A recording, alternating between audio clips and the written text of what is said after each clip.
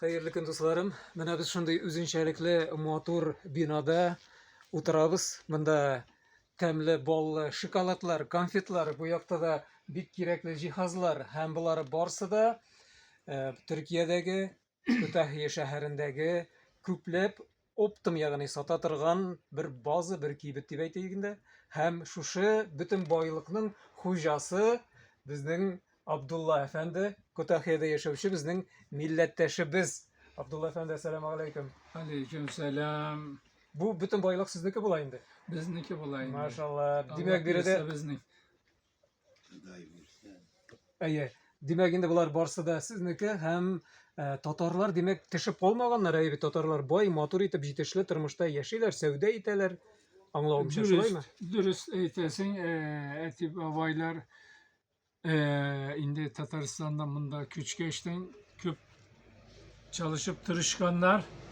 İşlegenler. İşlegenler. Bizge de bot işlerini taşladılar indi. Siz devam etasiz. Biz devam etemiz. Siz hali mana shu javobli vazifa ishdan tag'in hali Tatarlarning jamiyatlarning raisi boshlig'i da bo'lib turasiz ekan, aybi. İyi. Hem siz aytdingiz, mingdan ortiq Tatar bor dedingiz Kütahya shahrida. Dürüst. Ular barsa da shunday motor yetishli turmushda yashaylarmi? Ne bilan shug'ullanalar? Ularning hallari nechik?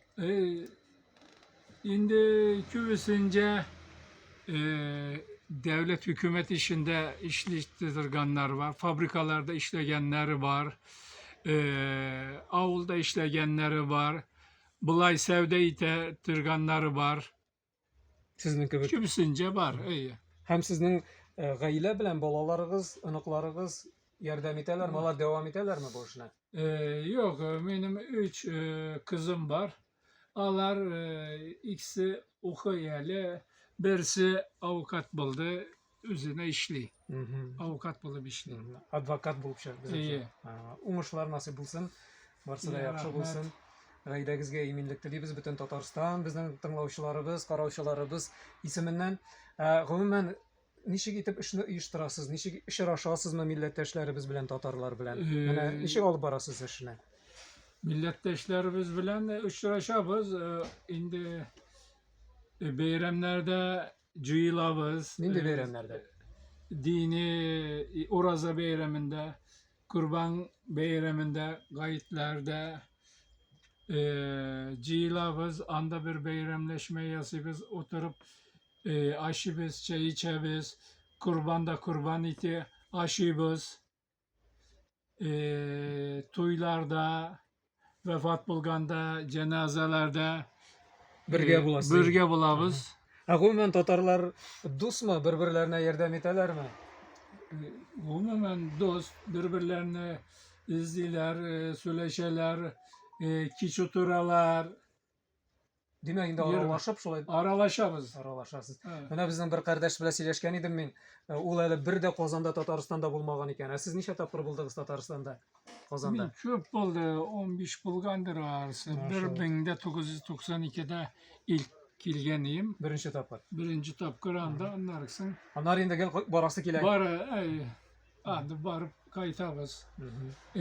İnsan öngü bultur barganıyık.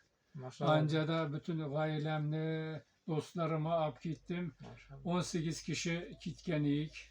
Anda Tatar Kongresi bir zor bizne kuna gitti. Tataristan'da yürüdük. Eti babaylarının avluna bardık. Anda konak bulduk. Qaysi yoqlarda bo'ldingiz? Yelinogorskiy Sarabikul avulu. Bultire'deki tiga avullarında yürüdük. Bizge bir şah buldu. Anda balalarımızla ap gittik. Tataristanlı, Tatarlıklı ölürleri için unutmasınlar deyip alarda bir köp şahat buldular. Tağın kitarga tililer. Mana bit. Nasib bo'lsin tag'in kelarga shulay bit. Shu İnşallah. ishlaringizda o'ng'ishlar nasib bo'lsin. Ha. Shulay do'st, tota bo'lib birga oralashib, Qozon bilan, Kütahya bilan, Tatarlar birga do'st bo'lib, qardoshlar bo'lib İnşallah. yasharga nasib bo'lsin o'zingizga. Bek zo'r rahmat. Bizde bir zor rahmet. Tataristan'da köp selam eytebiz. Selamun aleyküm. Aleyküm Tataristan. Aleyküm assalam. Onu geldi onlar.